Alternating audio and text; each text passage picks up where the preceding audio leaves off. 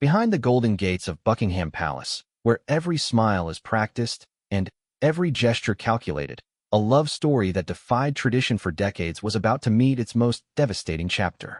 The world watched as King Charles III, who had waited his entire life to wear the crown, found himself facing an impossible choice between duty and heart. What started as whispered conversations in palace corridors would soon become the most shocking royal decision in modern history. For years, the public had witnessed Charles and Camilla's journey from scandal to acceptance, from shadows to the throne room. Their love had survived divorces, public outrage, and even Diana's tragic death. But now, as the weight of the crown pressed down on the new monarch's shoulders, forces beyond their control were conspiring to tear apart what many thought was unbreakable. This is the untold story of how a king who fought for love his entire life was forced to make a choice that would shatter not just his own heart, but the very foundations of the modern monarchy. It's a tale of political pressure, family betrayal, and the crushing weight of duty that even the most powerful love cannot always overcome. In the gilded halls where centuries of royals had faced their greatest trials, Charles was about to discover that being king meant sacrifices he never imagined possible. And Camilla, the woman who had stood by his side through decades of storms, would face the ultimate test of whether their love could survive the brutal reality of absolute power. The decision that would rock the palace to its core was already in motion, and nothing would ever be the same again. The morning mist clung to Windsor Castle like a shroud as King Charles III stood at his office window, watching the grounds where he had played as a child. 6 months into his reign, the weight of the crown felt heavier with each passing day. The red dispatch boxes piled on his desk contained more than government papers. They held the seeds of a crisis that would test everything he held dear. Charles had always known that becoming king would change his life, but he had never imagined it would threaten to destroy his marriage. The coronation had been a triumph. With Camilla by his side as queen consort, her transformation from the most hated woman in Britain to a beloved royal finally complete.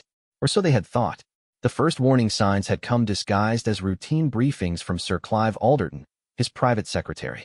Constitutional lawyers had been raising concerns, politicians were asking uncomfortable questions, and, most troubling of all, members of the royal family themselves were beginning to voice doubts about certain aspects of the new reign. "Your Majesty," Alderton had said during one particularly tense morning meeting, "we need to discuss the growing concerns about the Commonwealth realms. Several prime ministers have expressed their reservations about Queen Camilla's role in their constitutional frameworks." Charles remembered how his blood had run cold at those words. For decades, he had fought for public acceptance of his relationship with Camilla. They had weathered the darkest storms together: the divorce from Diana, the public's fury, the media persecution, and the long years of patient rebuilding of their reputation. Now, just as they had reached the pinnacle of their journey, new challenges were emerging from unexpected quarters. The problem, as Alderton delicately explained, lay in the complex web of constitutional law that governed the Commonwealth realms. While Charles was automatically king of 15 nations, Camilla's position as queen consort was not as straightforward. Several countries, particularly those with strong republican movements, were using her controversial past as ammunition in their campaigns to break away from the monarchy entirely. Australia had been the first to raise formal concerns. Their prime minister, facing a resurgent republican movement, had privately suggested that Queen Camilla's presence during the planned royal tour might inflame anti-monarchist sentiment. New Zealand had followed suit, and even Canada, traditionally the most loyal of the realms, was showing signs of unease. But it wasn't just the Commonwealth that was causing problems. Closer to home, the Anglican Church, of which Charles was the supreme governor, was facing its own internal crisis. Progressive clergy were questioning the moral authority of a divorced and remarried king, while conservative factions were struggling with the idea of accepting Camilla, given her role in the breakdown of Charles's first marriage. Archbishop of Canterbury Justin Welby had requested a private audience, and Charles knew the conversation would be far from comfortable. The church that had crowned him was now wrestling with how to reconcile its teachings about marriage and divorce with the reality of their supreme governor's personal history. The personal toll on Charles was becoming visible to those closest to him. His staff noticed how his hands shook slightly when reviewing certain documents, how his usually impeccable posture seemed burdened by an invisible weight. He had waited 73 years to become king, and now that very kingship was threatening to destroy the one relationship that had given his life meaning. Camilla, for her part, was facing her own battles. The woman who had endured decades of public scrutiny with remarkable grace was beginning to show signs of strain. Palace insiders reported that she had been seen crying after reading particularly vicious editorial pieces that had resumed questioning her fitness to be queen consort. The old wounds that had seemed healed were being torn open again. The couple's private conversations, once filled with shared dreams about their reign, were becoming increasingly strained. Charles would find himself defending decisions he wasn't sure he believed in, while Camilla struggled to understand how their moment of triumph was turning into their greatest nightmare. The situation became even more complex when Prince William requested a private meeting with his father. The heir to the throne arrived at Clarence's house with a grave expression that reminded Charles painfully of William's late mother. The young prince's concerns were not about personal feelings. William had long ago made peace with his father's relationship with Camilla, but about the future of the monarchy itself. "Father," William had said, his voice heavy with the weight of his words, "we need to talk about what's best for the institution. The palace is receiving reports from multiple sources about the potential damage to the crown's standing." The conversation that followed was one of the most difficult of Charles's life. William, speaking not as a son but as the future king, outlined the growing political pressure from multiple fronts. The Scottish Parliament was considering a motion that would effectively require any future royal visit to exclude Queen Camilla. Several African Commonwealth nations were hinting at reviewing their relationship with the crown. Most painfully of all, William revealed that senior courtiers had been quietly discussing contingency plans. These weren't just abstract constitutional discussions. They were real preparations for scenarios that could fundamentally alter the shape of the monarchy. The irony was not lost on Charles. He had spent his entire adult life preparing to be king, modernizing the monarchy, and building bridges with political leaders around the world. Yet now, the very relationship that had sustained him through those decades of preparation was being seen as a threat to everything he had worked to achieve. As autumn turned to winter, the pressure continued to mount.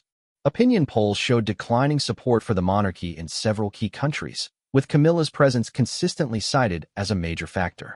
Focus groups organized by palace communications specialists revealed deep-seated concerns about the royal family's moral authority that went far beyond mere disapproval of divorce and remarriage. The media, sensing blood in the water, began running increasingly critical pieces about the cost of maintaining two separate royal households, the constitutional complications of Camilla's position, and the growing Republican sentiment in the Commonwealth realms.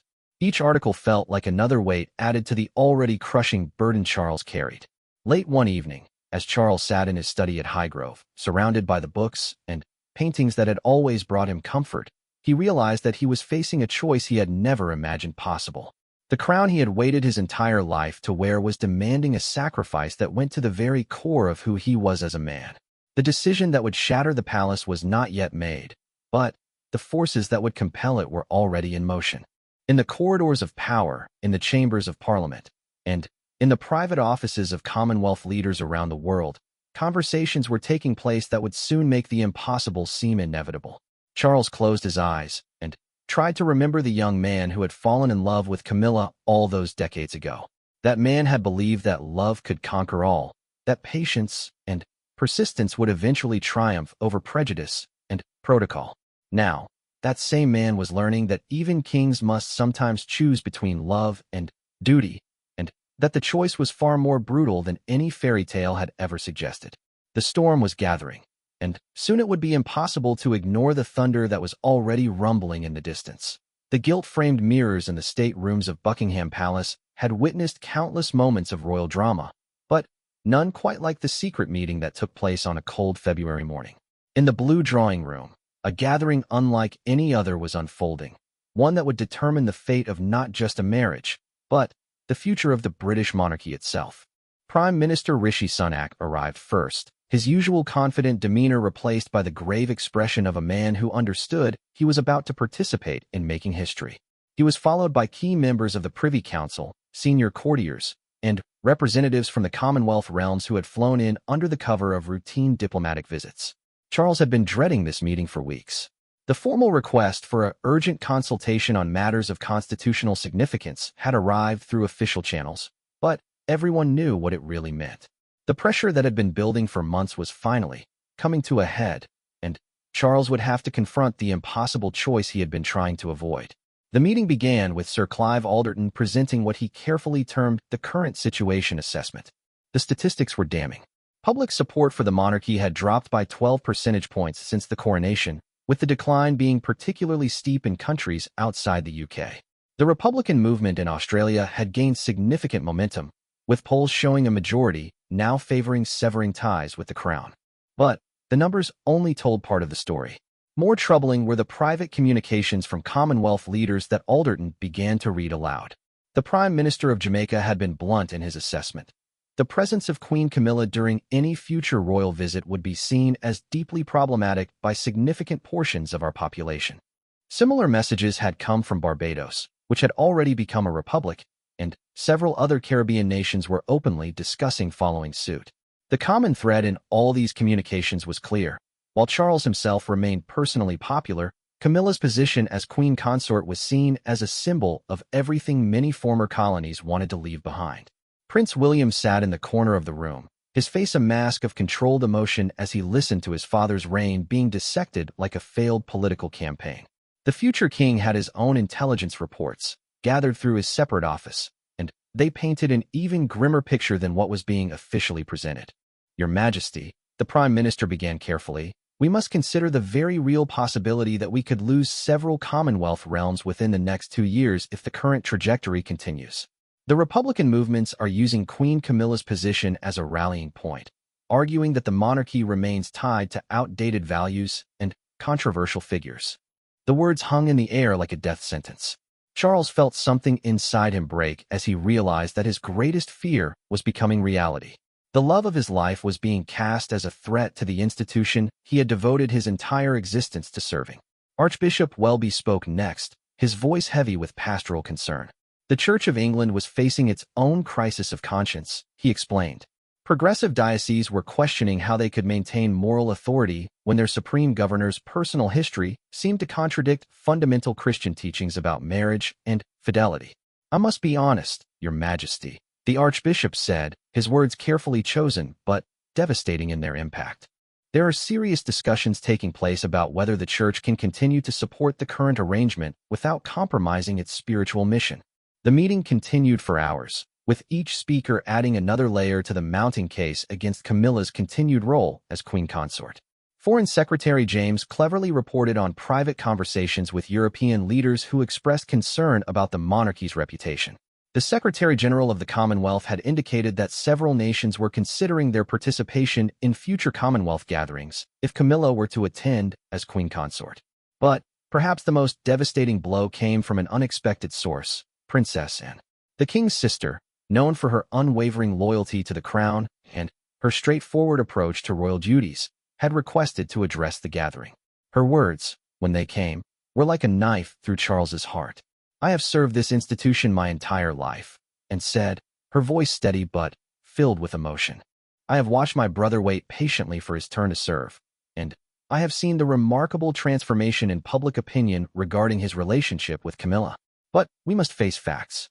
The institution is bigger than any individual, including those we love most."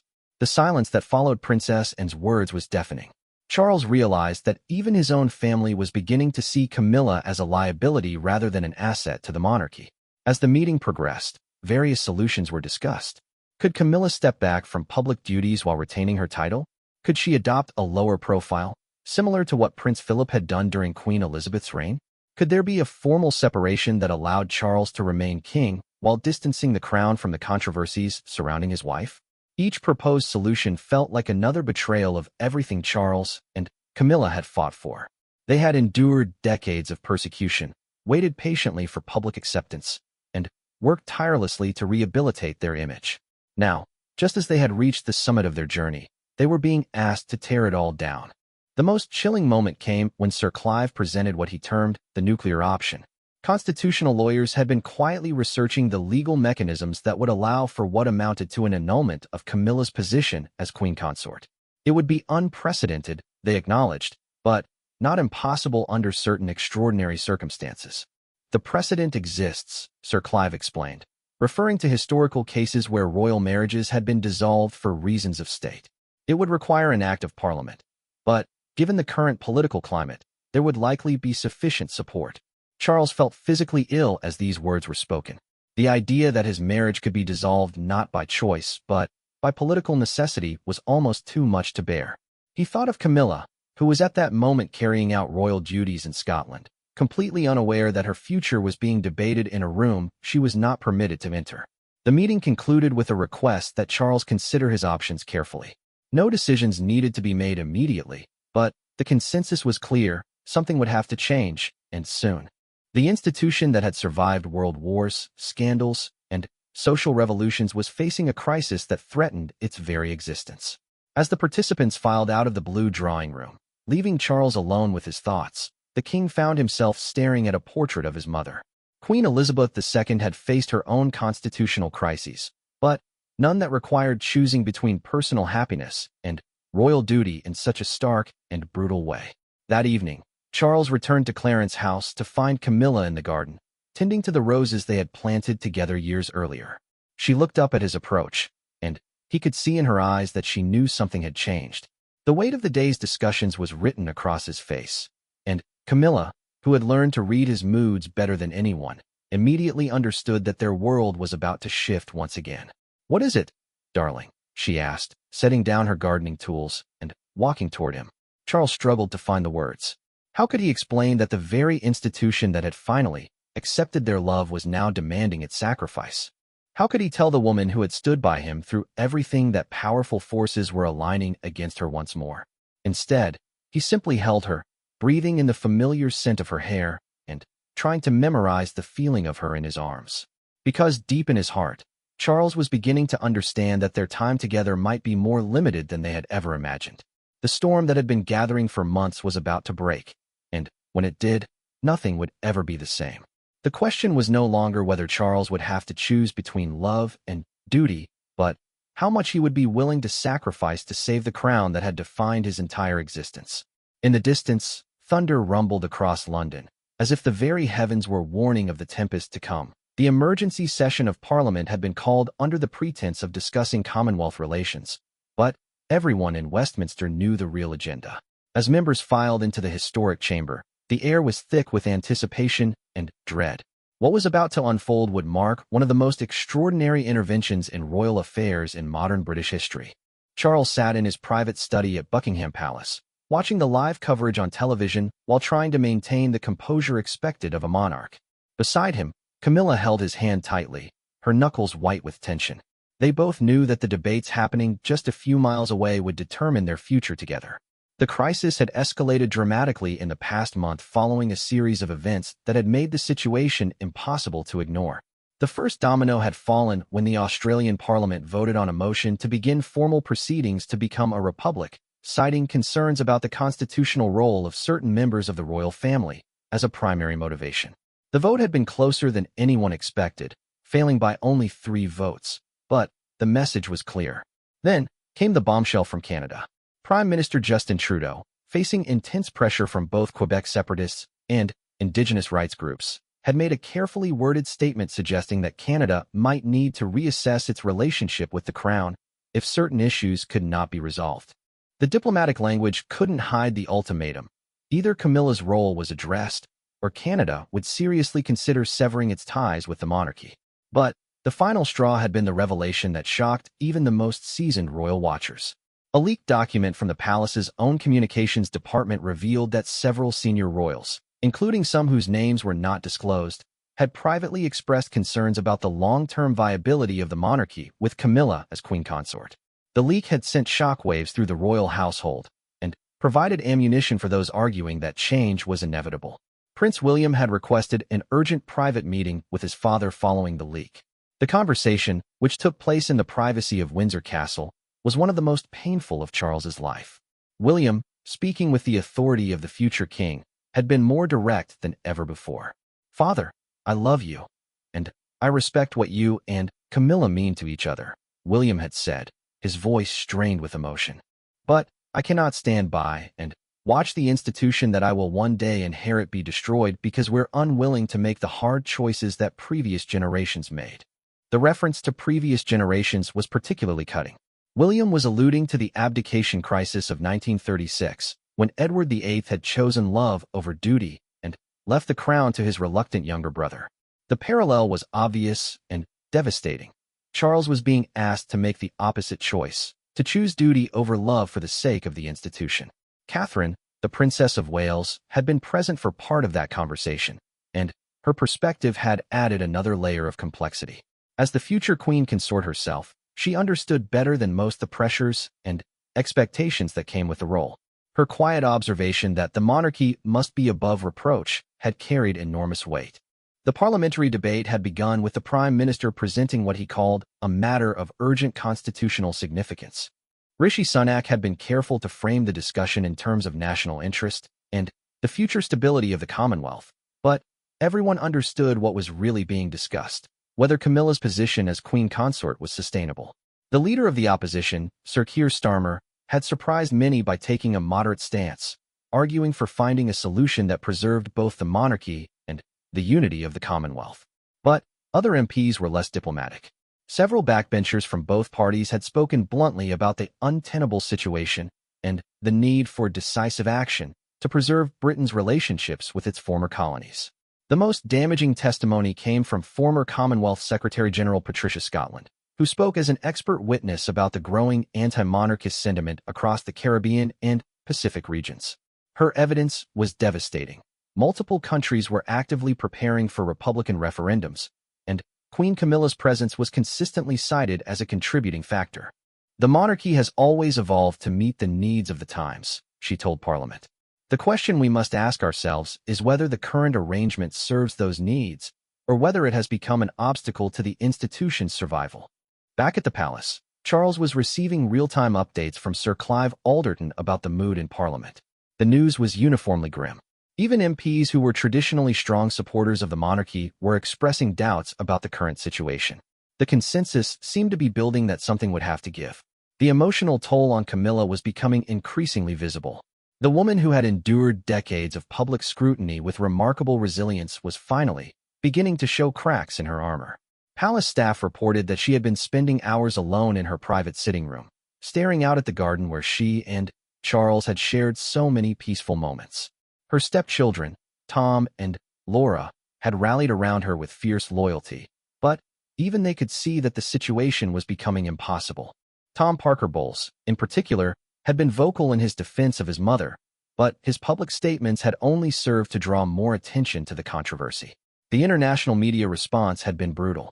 American networks were running documentaries about the royal marriage crisis, while European newspapers speculated about the possible end of the Windsor dynasty. The coverage was relentless and increasingly personal, with photographers camping outside every property associated with Charles and Camilla. But perhaps the most heartbreaking moment came when Charles received a private letter from his youngest grandchild, Prince Louis.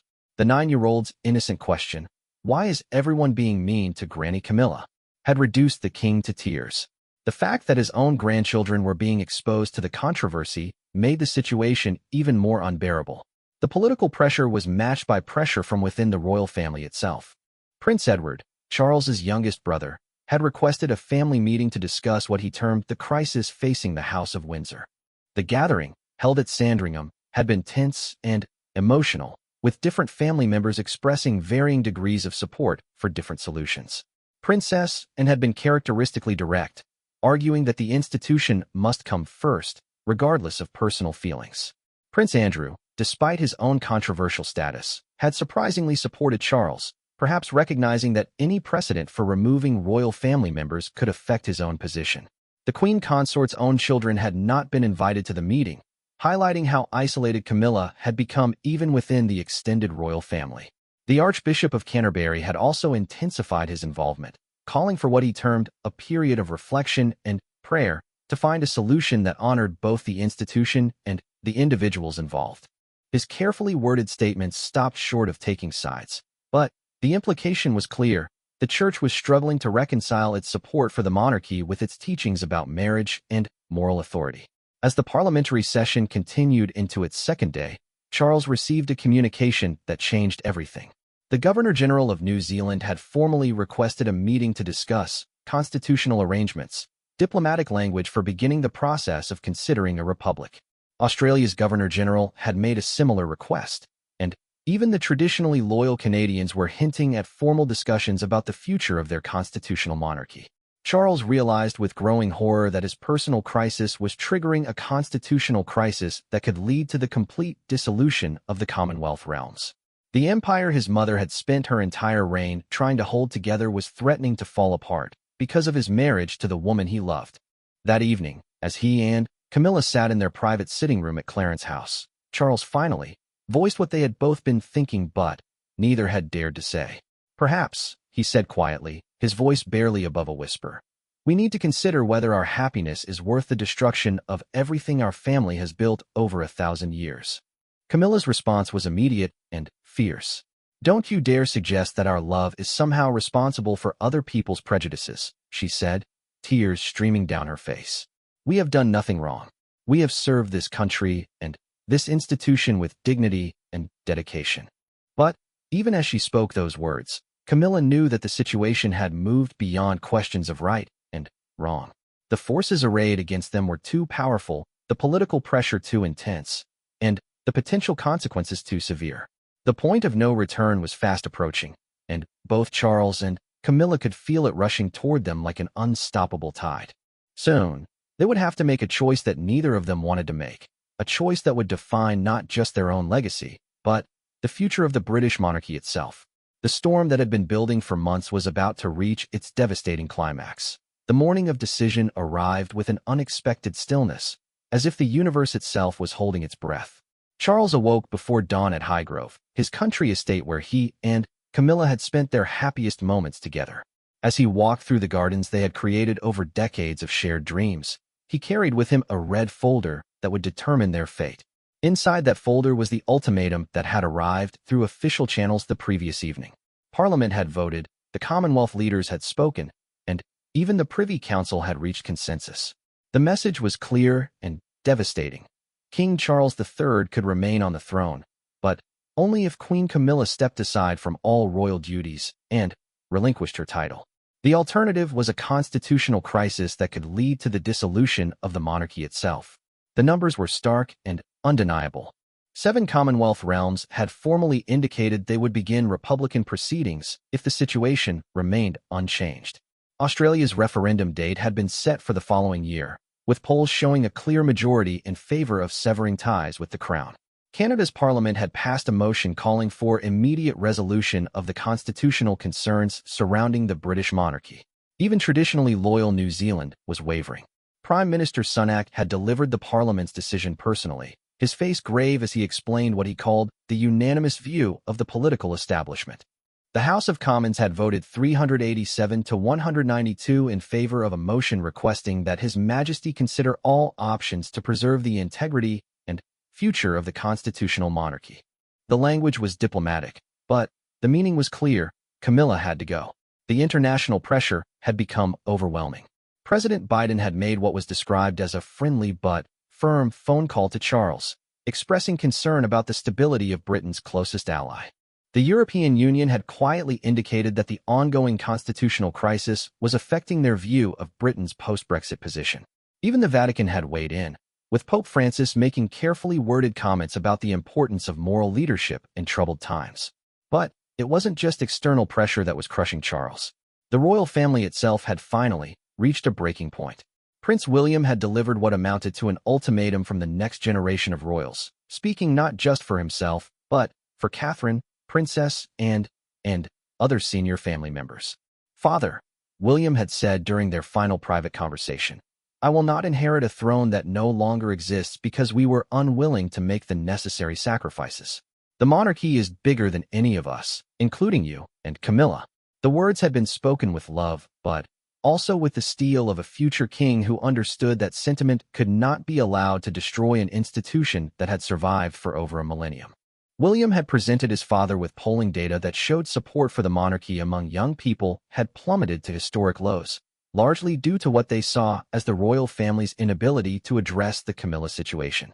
Catherine had added her own perspective, speaking as a future queen consort who understood the weight of royal responsibility.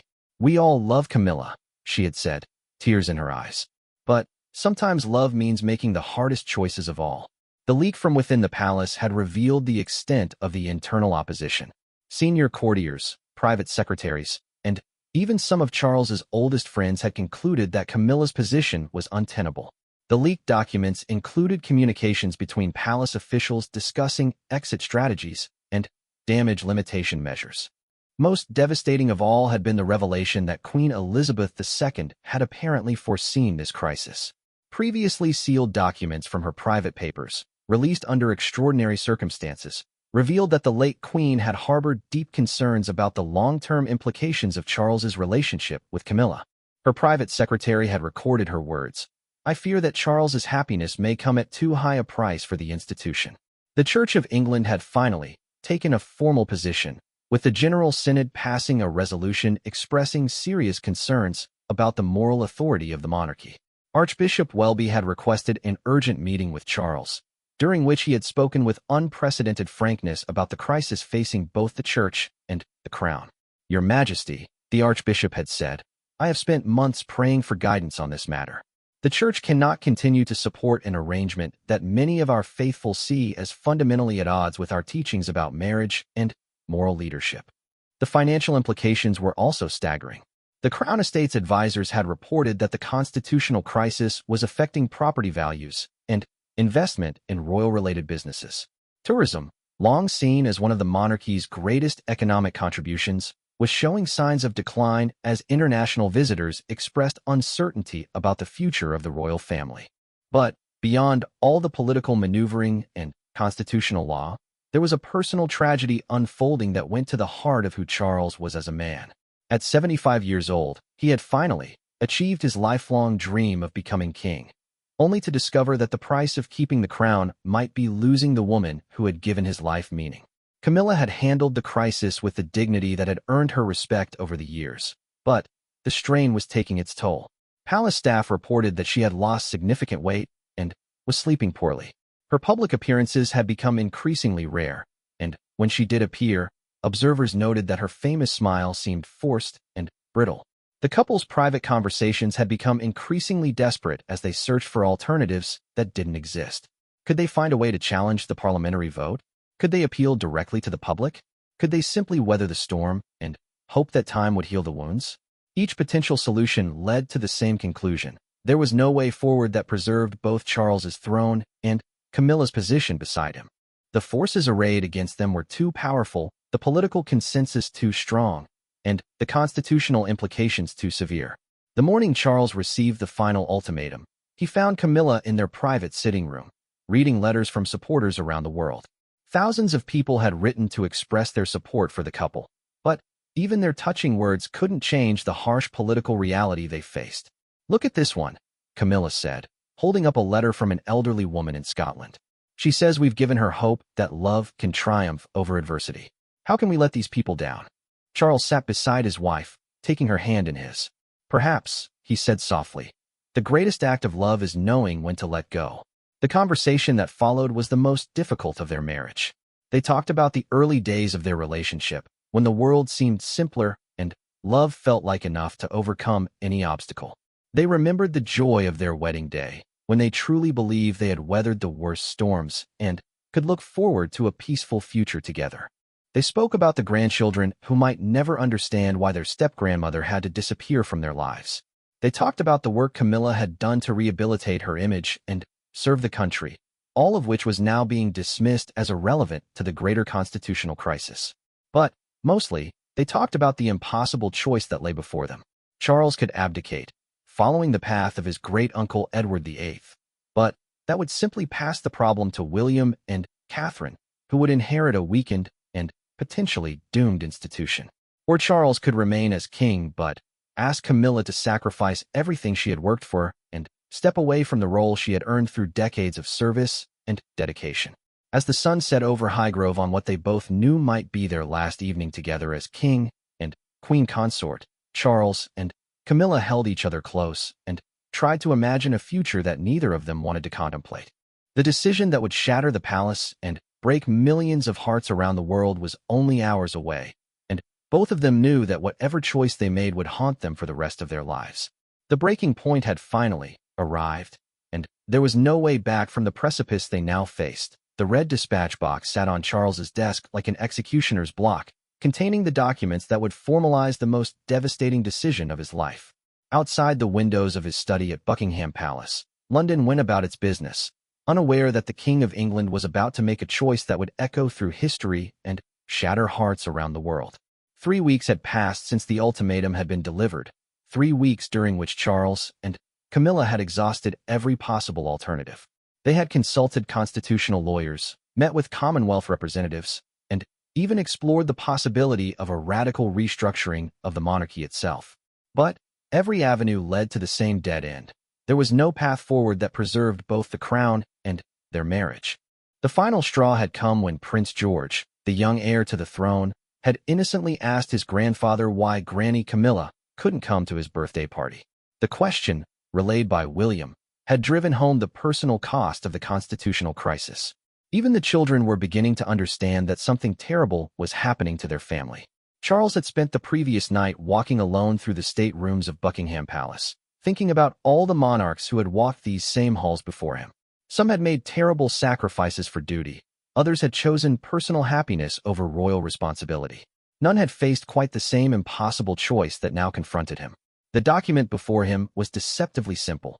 Just 3 pages that would formally request Parliament to pass legislation removing Camilla's titles and position as queen consort. The legal language was dry and bureaucratic, giving no hint of the human tragedy it represented. If signed, it would allow Charles to remain king while effectively ending his marriage in all but name. Camilla entered the study quietly, as she had done thousands of times before. But this morning was different. They both knew it might be one of the last times she would enter this room as queen consort. She had spent the early hours of the morning in the garden, picking flowers for what she called one last arrangement for their private sitting room. "The lawyers have arrived," she said softly, settling into the chair beside his desk. "Sir Clive is waiting with them in the green drawing room." Charles nodded, but didn't look up from the documents. The legal team had prepared everything with meticulous care: the formal request to Parliament, the statement to be released to the media, and the complex arrangements for Camilla's transition back to private life. Every detail had been considered except the human cost of what they were about to do. "I've been thinking about your mother," Camilla said, breaking the silence that had stretched between them.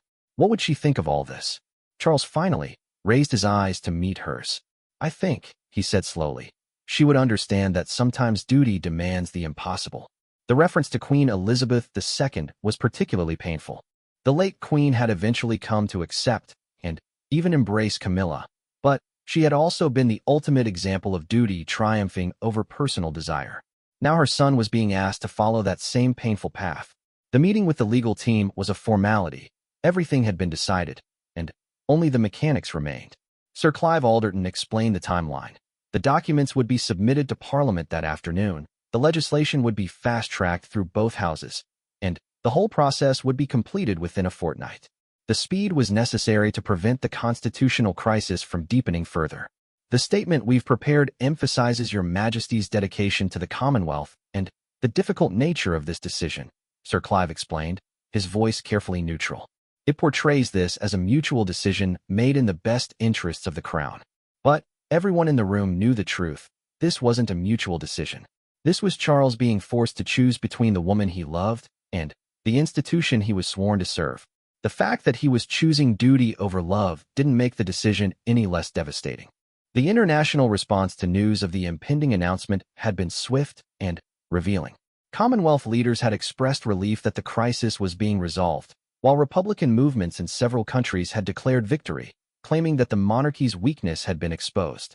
The American media had compared it to the abdication crisis of 1936, while European newspapers spoke of the end of the modern royal fairy tale. But it was the personal responses that cut deepest. Letters had poured in from around the world, from people who had seen Charles and Camilla's relationship as proof that love could overcome any obstacle. Many wrote that they felt personally betrayed, as if their own beliefs about the power of love had been shattered along with the royal marriage. Camilla's children, Tom and Laura, had requested a private meeting with Charles the previous day. The conversation had been emotional and difficult, with both expressing their anger at what they saw as the ultimate injustice. Tom had been particularly vocal, arguing that his mother was being scapegoated for problems that had nothing to do with her personally. "She served this country with dignity for nearly 20 years, Tom had said, his voice shaking with emotion. "How can you just throw her away because some politicians find her inconvenient?" Charles had tried to explain about duty and the greater good, but his words had sounded hollow even to himself. How could he justify sacrificing the woman who had stood by him through everything for the sake of an institution that seemed increasingly outdated and fragile? The Archbishop of Canterbury had visited the palace that morning to offer what he called pastoral support during this difficult time. His presence was both comforting and deeply ironic. The man who had officiated at Charles and Camilla's wedding was now blessing its effective dissolution. "Sometimes," the Archbishop had said, "love requires the greatest sacrifice of all, letting go of what we want most for the sake of what we're called to serve." The words were meant to be comforting, but they only emphasized the tragic nature of what was happening. Charles and Camilla had waited decades for their moment of happiness, only to have it snatched away just as they reached the pinnacle of their success. As the time approached for the formal signing, Charles found himself thinking about the young naval officer he had once been, full of dreams about serving his country and finding happiness with the woman he loved. That young man could never have imagined that those two dreams would eventually become mutually exclusive. Camilla took his hand as he reached for his fountain pen. "I want you to know," she said, her voice steady despite the tears in her eyes, "that I have never regretted a single day of our life together. Not the scandals, not the persecution, not even this moment. You gave me the greatest love story of my life." Charles couldn't trust himself to speak as he signed the documents that would end their public life together. The signature that had once represented the authority of the crown now felt like an act of surrender, a capitulation to forces that were stronger than love, stronger than loyalty, and stronger than decades of shared happiness. The statement would be released within the hour, followed by a carefully orchestrated series of announcements from Parliament, the Church, and Commonwealth leaders. Camilla would make one final public appearance as Queen Consort, a brief statement thanking the British people for their support, before retreating to a private life that would be forever shadowed by what she was leaving behind. As news of the decision broke around the world, reactions ranged from relief to outrage to heartbreak. Supporters of the monarchy praised Charles for putting duty first, while critics argued that the whole affair had damaged the institution irreparably. But for millions of people who had followed the love story of Charles and Camilla through all its trials and triumphs, the overwhelming emotion was simply sadness at seeing true love defeated by political expediency.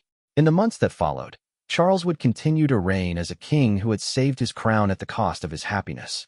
The Commonwealth would remain intact, the Republican movements would lose momentum, and the institution of monarchy would survive another crisis. But the man who sat on the throne would forever carry the weight of the sacrifice he had made. Camilla would return to a quiet life in the countryside, officially stripped of her royal titles, but carrying with her the knowledge that she had been truly loved by a king. Their love story, which had begun in secret decades earlier, would end not with scandal or betrayal, but with the kind of noble sacrifice that belonged in a Shakespearean tragedy. The palace would never again ring with Camilla's laughter, the gardens would miss her gentle care, and Charles would face the remaining years of his reign with the knowledge that he had chosen duty over the woman who had made his life complete. The decision that saved the monarchy had shattered the man who wore the crown, leaving him to rule over an empire he had preserved at the cost of his own heart. In the end, the greatest tragedy was not that Charles and Camilla were separated, but that their love had been sacrificed to save an institution that might not survive the next generation anyway. The king had done his duty, the crown had endured, but the price had been almost too high to bear. The story of King Charles and Queen Camilla had reached its heartbreaking conclusion, leaving behind only memories of what might have been and the bitter knowledge that sometimes even the greatest love is not enough to overcome the weight of history and the demands of duty.